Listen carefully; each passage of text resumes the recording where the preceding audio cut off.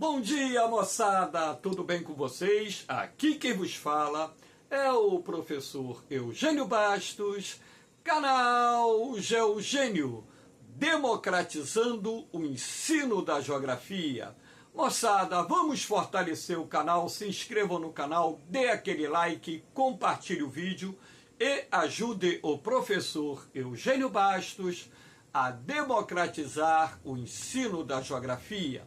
Moçada, no nosso encontro de hoje, eu irei falar sobre os dois mais importantes projetos de reversão de desertos em florestas e áreas agricultáveis. Espero que vocês gostem do nosso encontro.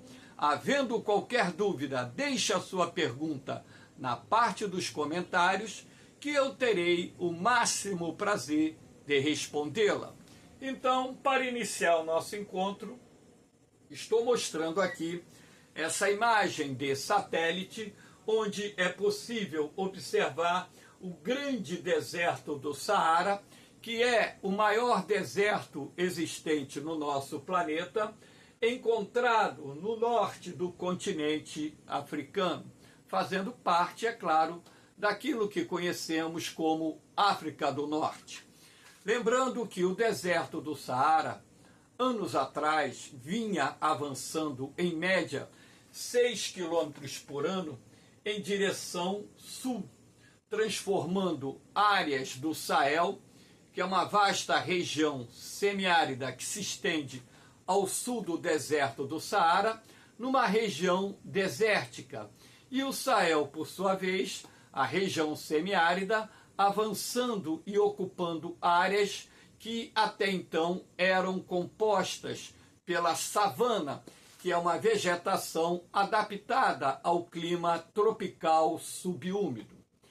Mas, professor, por que o deserto do Saara estava avançando em média 6 km por ano na direção sul? O que estaria causando a expansão do deserto do Saara? Bom, nós sabemos que regiões desérticas são formadas pelas mudanças climáticas que se processam no nosso planeta de tempos em tempos. Estudos comprovam que a região que hoje compõe o deserto do Saara, há milhares de anos atrás, era uma região de florestas tropicais e savanas, e de tempos em tempos, essas mudanças climáticas acabam contribuindo para a formação dos desertos nos mais diferentes continentes do mundo.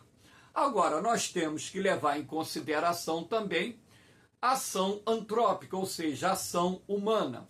Então, um dos fatores responsáveis pela expansão do deserto do Saara foi o pastoreio, ou seja, a criação extensiva de gado na região do Sahel, que não só através da compactação do solo, em função do pisoteio exercido pelo gado, assim como o gado se alimentando das pastagens da região do Sahel, uma área formada por vegetação predominantemente do tipo estépica, ou seja, estepe, que é uma vegetação composta por gramíneas, ervas e pequenos arbustos, e o gado se alimentando dessa vegetação até o talo, deixa o solo parcialmente desprotegido contra a ação da erosão laminar, aquela que decorre não só do escoamento superficial da água da chuva, assim como também da ação dos ventos. E lembrando que a partir do momento que essa vegetação ela passa por um processo de degradação, isso cria condições para que as dunas do deserto do Saara avancem na direção sul. E o outro fator também que nós podemos relacionar ao avanço do deserto do Saara foi a agricultura extensiva, aquela agricultura rudimentar adotada por moradores locais, ou seja, pelos povos nativos africanos em determinadas áreas do Sahel acabou provocando o esgotamento do solo, assim como a própria monocultura introduzida pelo colonizador europeu, com maior destaque para as lavouras de algodão e amendoim, que também ajudaram a promover um esgotamento do solo, e essa perda de produtividade acabou proporcionando o abandono de determinadas áreas, e a falta de cuidado com o solo acelera a sua degradação, contribuindo assim para a expansão do deserto do Saara.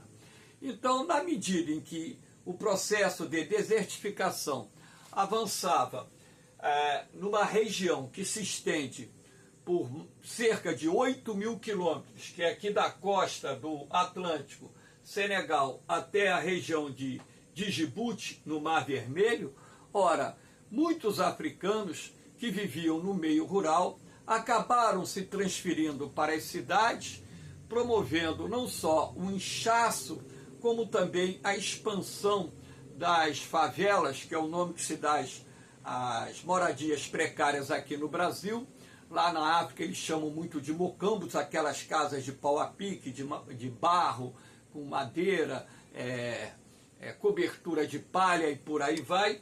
E sendo assim, o êxodo rural, além de agravar o problema ou os problemas nas principais cidades africanas, criando enormes bolsões de miséria em cidades sem a infraestrutura urbana adequada, cidades que não conseguem ofertar a quantidade de empregos suficientes para a população. Isso gera, vamos dizer assim, o surgimento desses bolsões de miséria no entorno das grandes cidades, agravando assim os problemas sociais e econômicos dos grandes centros urbanos africanos.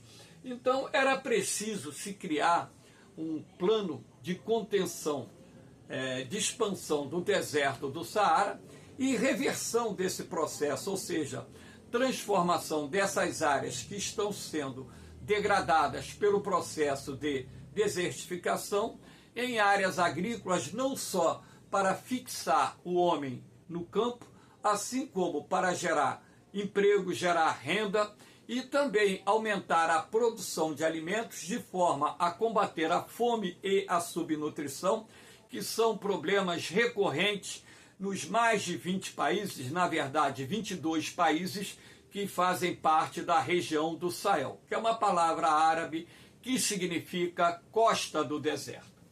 Então, em cima disso aí foi lançado um programa chamado Muralha Verde Africana, que na verdade eu representei nessa faixa aqui verde escura, mas ela não é assim esticadinha como está aqui no desenho, da forma que eu coloquei aqui no mapa, tá? Que ela vai contornando aqui determinadas áreas, né? Aqui você tem o deserto, claro que ela vai descer aqui, vai passar aqui, enfim. A Muralha Verde Africana, na verdade, é uma faixa de 15 quilômetros de largura por aproximadamente 8.000 quilômetros de comprimento, que se estende aqui do Senegal, que é um país africano localizado na costa do Atlântico, até Djibouti, que é um outro país africano localizado aqui, na verdade, né, na entrada do Mar Vermelho. E sendo assim, ao longo desses 8.000 quilômetros de comprimento por aproximadamente 15 quilômetros de largura, além de serem plantadas árvores muito resistentes à seca, como acácias, o baobá, a moringa, que são árvores nativas lá do continente africano, resistentes à seca, que consequentemente não só ajudam a fixar o solo, assim como ajudam a conter o avanço do deserto do Saara, essas árvores também irão contribuir, como estão contribuindo, para o processo de regeneração do solo e, consequentemente, da sua capacidade produtiva. Então, essa muralha verde, ela tem apoio da FAO, que é um órgão da ONU, né? Ela tem apoio de vários governos, tem apoio do Banco Mundial, enfim. Então vocês poderiam me perguntar, professor, como é que está sendo feito esse processo de implantação da muralha verde. Aqui nós já temos uma área regenerada, né, onde é possível perceber, é claro que aqui nós temos uma imagem na estação da chuva, onde você pode ver as árvores bem verdes, né? Você vê também uma vegetação rasteirinha, cobrindo parcialmente aí o solo, né? Esse processo de regeneração da vegetação na região do Sahel, criando assim não só áreas de savana, assim como áreas de floresta, é bastante interessante, porque não só contém a expansão do deserto do Saara, desculpe, mas, cara, todo dia que eu gravo aula, eu estou espirrando. Então, além de conter a expansão do deserto do Saara, permite, né, você criar áreas de cultivo, campos de cultivo, e até mesmo plantar pastagens para a criação de animais de corte e também para a obtenção do leite, que são alimentos essenciais não só para abastecer a população local, assim como também abastecer os mercados urbanos. Aqui eu vou mostrar a vocês uma técnica, né, que é bastante interessante, é uma técnica milenar chamada técnica Zai, que ela, na verdade, tem sido o fator primordial para que a implantação da muralha verde africana dê certo. Então, você poderia me perguntar, mas professor, que técnica é essa e por que ela dá tão certo? É algo tão simples de ser feito, né, que tinha sido abandonado, né, pelos produtores rurais africanos. Então, um senhor de nome Yacuba, ele, conhecedor dessa técnica e detentor de uma pequena área lá em Burkina Faso, ele começou a fazer um processo, né, de reversão, contenção do deserto, que preocupava muito, porque dali que ele tirava o sustento das suas famílias. Ele é islâmico, muçulmano, ele tem mais de uma esposa, tem filhos com diferentes esposas, e o sustento dessas famílias vinha daquilo que ele obtinha na terra. Então ele reintroduziu a técnica Zai, e a técnica Zai, ela mostrou ser extremamente eficiente no processo de contenção, e não só contenção do deserto, como reversão do deserto novamente numa área agrícola produtiva. Então aqui você vê nativos africanos, né, que são povos originais da África. Eles abrem um buraco aqui no solo, tá vendo aqui, ó, os buraquinhos no solo, são vários buracos, e aqui eles vão fazer uma cobertura com matéria orgânica, compostagem, que é de origem animal e vegetal. Então eles cobrem parcialmente esses buracos aqui, até quase o nível do solo, com compostagem orgânica, porque na medida em que a matéria orgânica ela se decompõe e se transforma em humus, ela vai enriquecer o solo que estava até então degradado com nutrientes, com elementos minerais. E também esses buracos são importantes porque eles ajudam a reter a água da chuva. Lembrando que lá no Sahel a estação chuvosa é muito curta. Ela, dependendo da área, tem um período médio de aproximadamente 3 meses, um pouquinho a mais ou um pouquinho a menos. Então esses buracos ajudam a reter a água da chuva. A partir do momento que eles ajudam a reter a água da chuva e essa água infiltra-se no solo, ela vai alimentar o lençol freático, o lençol subterrâneo, e sendo assim, permitir não só a elevação do lençol freático, assim como ter um manancial de água que no período da seca permita, através da construção de poços artesianos, você obter a água não só para abastecer as suas necessidades, assim como dar de beber aos animais de criação e também utilizar essa água para irrigar as lavouras. Então aqui nós temos duas imagens, essa aqui onde está sendo preparado os buracos, está sendo feito o roçado, a retirada das plantas, está sendo preparado o buraco, e aqui você já tem os buracos configurados. Aqui você pode observar uma tonalidade de solo diferente, uma tonalidade de solo mais escuro, então esse solo aqui, consequentemente, ele é mais rico em matéria orgânica, provavelmente é isso. E sendo assim, é possível você ter não só o cultivo de alimentos básicos para abastecer as suas necessidades, da sua família, assim como gerar um excedente que vai abastecer os mercados consumidores urbanos, gerando renda para a população que vive no campo e ajudando dessa forma a manter a população rural no campo. Então aqui você tem, para que vocês possam ter ideia, uma outra técnica, né, que acompanha, né, a ideia da técnica ZAI, que é a implantação de semiarcos. Aqui você tem a terra com muita pedra, então você abre um buraco, não é muito fundo, é um buraco raso de 1, 2 palmos no máximo, e a terra que você tira, você coloca aqui formando micro barragens para a contenção do escoamento superficial da água da chuva. Então, no período da seca, né, você vai preparando o solo que vai ser utilizado no período da chuva para o plantio. Então, aqui você pode ver até o fundo a vegetação ressecada. E aqui agora, né, você pode ver que essa mesma área já está coberta com uma lavoura qualquer, eu não sei qual é o produto que está sendo cultivado aqui. Então repare que o solo aqui está desnudo, sem cobertura vegetal, e aqui nesses semiarcos, semicírculos, vocês observam uma lavoura qualquer sendo cultivada.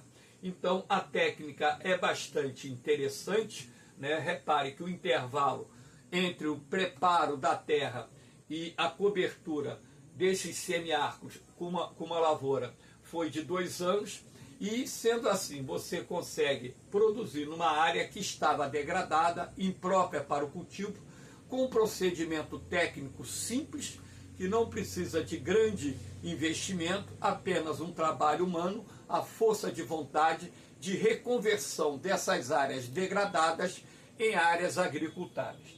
Uma técnica muito interessante. Então aqui eu fiz esse desenho, né, que você tem o solo, nessa tonalidade aqui, a cobertura de solo, e aqui tem o buraco, aquele buraco que é feito através da técnica ZAI. Aqui você coloca a matéria orgânica, a compostagem, né, tanto de origem animal como vegetal.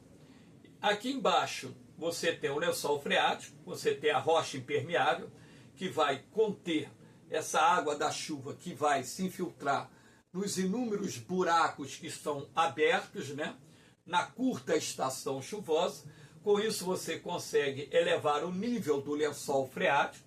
Essa compostagem que está aqui misturada ao solo vai enriquecer o solo com nutrientes, e aqui você vai ter a condição de manter uma lavoura produtiva numa área em que o solo está apresentando propriedades adequadas ao desenvolvimento de culturas alimentares que vão abastecer não só a população rural, assim como gerar um excedente que será comercializado junto à população urbana. É uma técnica bastante interessante que pode até mesmo ser utilizada aqui no semiárido brasileiro para poder fazer a reconversão das áreas que se encontram em processo de desertificação através desses procedimentos tão simples, tão adequados, que permitem você desenvolver uma agricultura orgânica de bom rendimento e, com isso, não só conter a desertificação, como reverter áreas em processo de desertificação. Aqui nós temos a imagem de uma área já recuperada, né? E você pode observar os campos de cultivo. Então você tem, na verdade, pela tonalidade aqui das folhas, a estação está seca, né? Ainda não começou a estação chuvosa, ou está no início da estação seca, que pode ser também fruto. E você vê aqui, né, uma nebulosidade que talvez, né, ela venha a ser representada por uma tempestade de areia, ou essa nebulosidade pode ser também uma névoa, um nevoeiro a baixa altitude. Não dá para descrever o que está acontecendo aqui. Mas eu coloquei essa imagem como destaque para que vocês pudessem ver que entre as árvores você tem os campos de cultivo.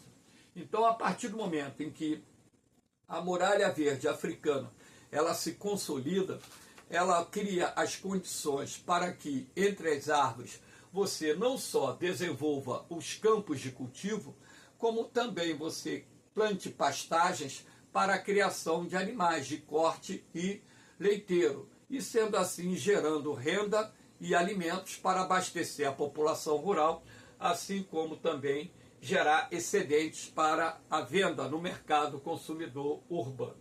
Muito interessante essa técnica, ela está avançando, graças a Deus. A própria Embrapa, né, a empresa brasileira de pesquisa agropecuária, está dando também apoio técnico a alguns países lá da África que estão participando desse projeto da Muralha Verde. Aí no canal Geogênio, né, eu tenho um vídeo específico falando sobre a Grande Muralha Verde. Eu acho bastante interessante vocês assistirem. Aqui o outro grande projeto, né?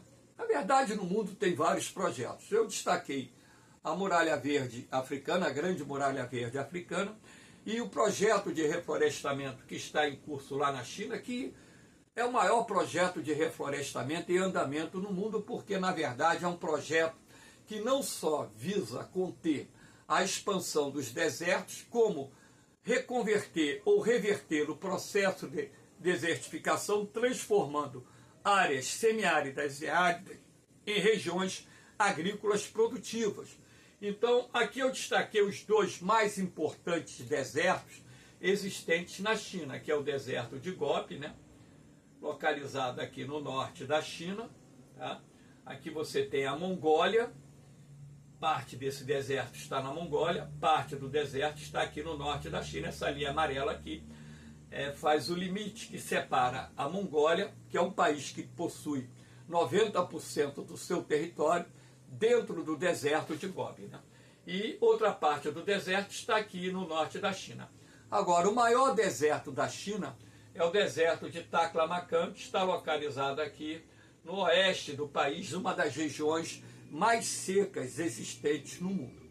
Anos atrás, o governo chinês lançou um ambicioso projeto de reflorestamento que ficou conhecido como a Muralha Verde Chinesa, que não só visa conter a expansão do deserto do Saara, assim como ampliar as áreas disponíveis para a agricultura dentro do país, não só a agricultura como a pecuária.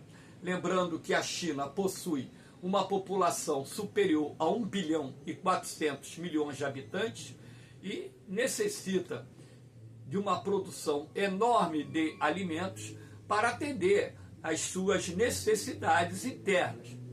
Então, não é só a questão de contenção da expansão das áreas desérticas e reversão dos desertos em áreas florestadas e áreas agrícolas e de criação.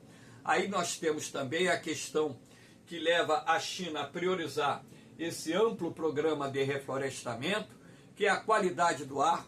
Os grandes centros urbanos industriais da China se encontram aqui nas províncias orientais, onde os níveis de poluição atmosférica são muito altos, até mesmo porque a China ainda depende muito do carvão mineral na sua matriz energética.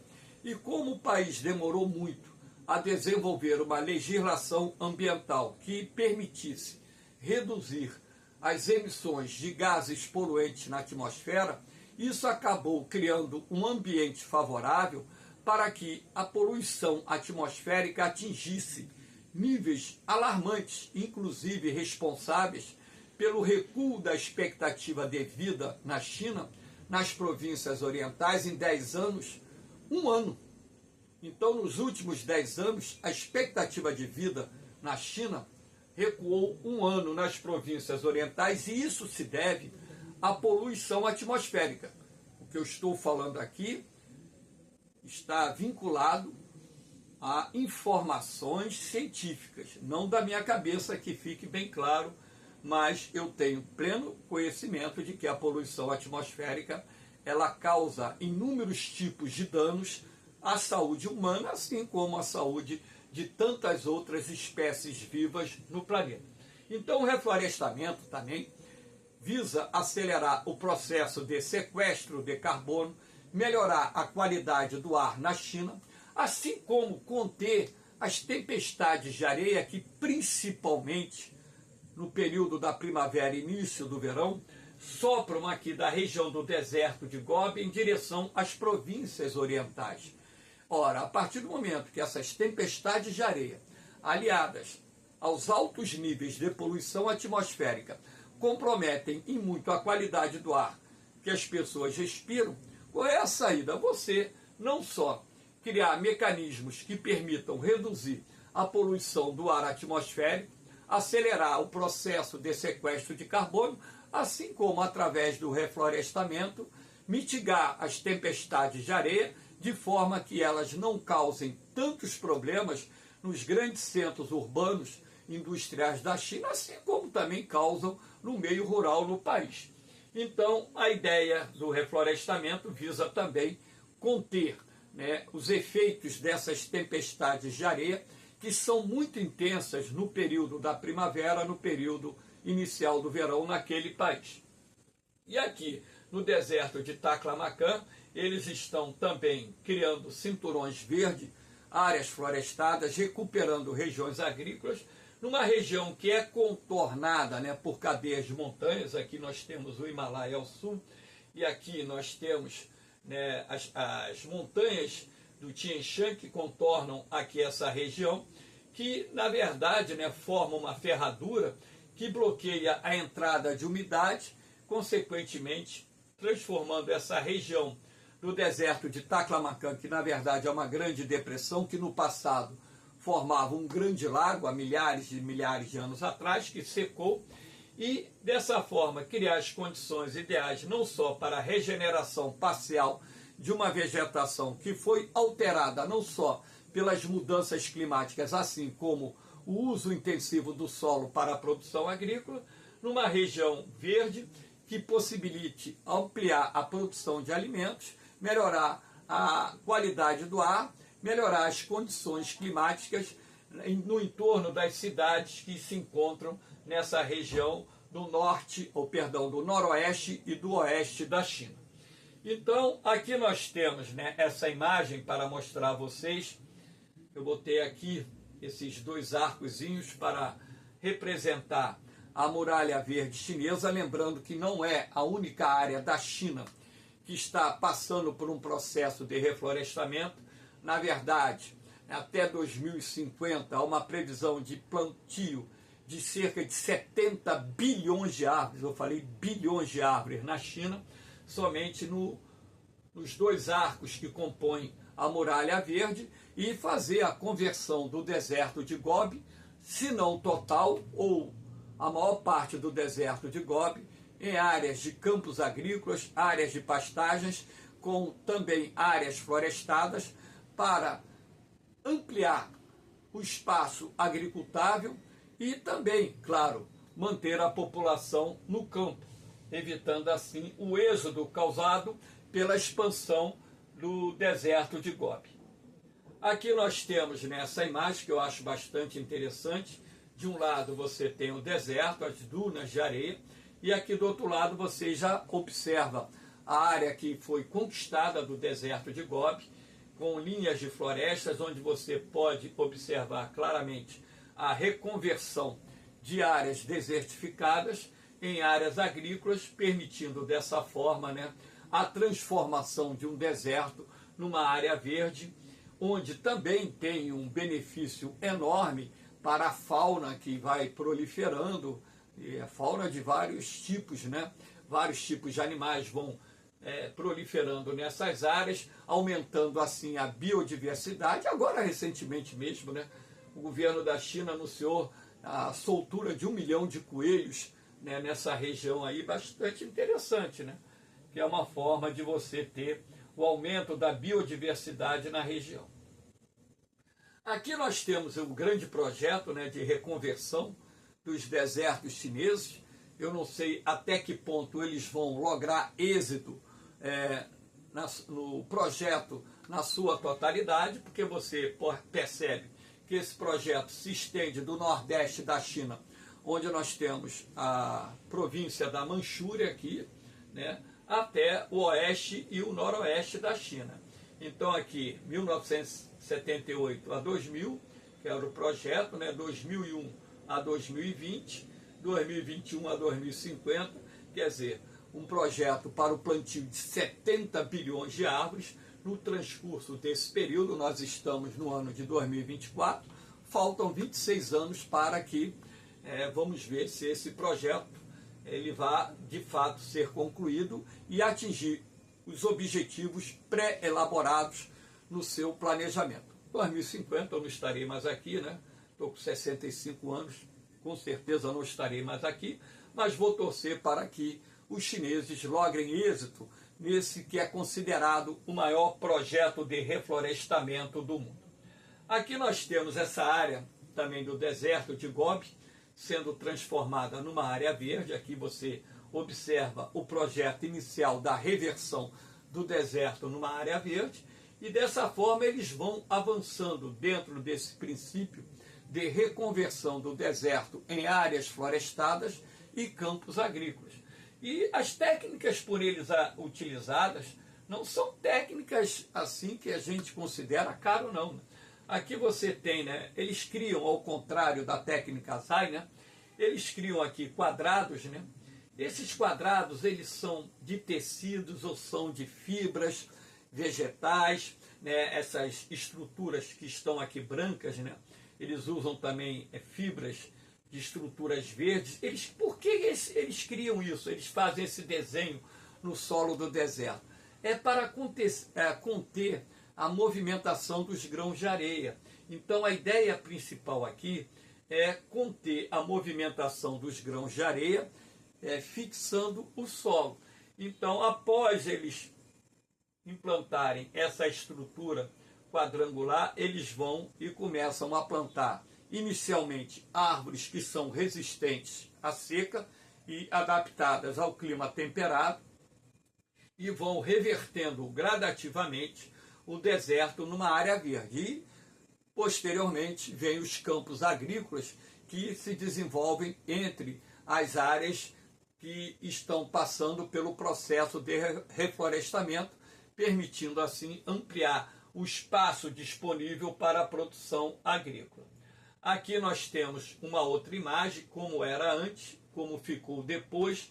Então você tem a imagem do deserto aqui e posteriormente você tem a imagem da área que foi regenerada, recuperada através do mais ambicioso projeto de reflorestamento em desenvolvimento no mundo, que é também conhecido como a Muralha Verde da China. Lembrando que esse projeto de reflorestamento está ocorrendo em todas as províncias da China, não só também em áreas de encostas, para conter a erosão do solo, conter deslizamentos, conter o assoreamento dos rios. Então, o projeto de reflorestamento chinês, ele tem um viés que visa atender a demanda ambiental em vários vetores, e sendo assim, a China, podemos assim considerar hoje, que é o país que mais investe na economia verde no mundo, não só pelo desenvolvimento das fontes de energia limpas e renováveis, assim como a regeneração das suas paisagens vegetais, que ao longo de muitos séculos, ou talvez milhares de anos, de ocupação do espaço, foram sendo gradativamente degradadas. Moçada, espero que vocês tenham gostado desse encontro. Dê aquela força, compartilhe o vídeo, deixe o seu comentário no canal, dê o like, que é muito importante para que esse vídeo possa chegar a outras pessoas. Enfim, o canal GeoGênio é essa plataforma de ensino que tem por objetivo levar a você o conhecimento da geografia. Você que é candidato, que está se preparando para concursos técnicos, vestibulares, militares e concursos públicos que cobrem a disciplina da geografia. Assim como o canal também, ele visa atender as pessoas que gostam da geografia, conhecer um pouco do nosso planeta, lembrando que o canal GeoGênio é uma plataforma de ensino. Então o objetivo central aqui é levar o ensino da geografia a você que está principalmente se preparando para um concurso. Essa aula foi gravada no dia 1º de junho de 2024. No mais, moçada, um beijão no coração de vocês, um forte abraço, fiquem com Deus, eu vou, mas eu volto, hein? Fui!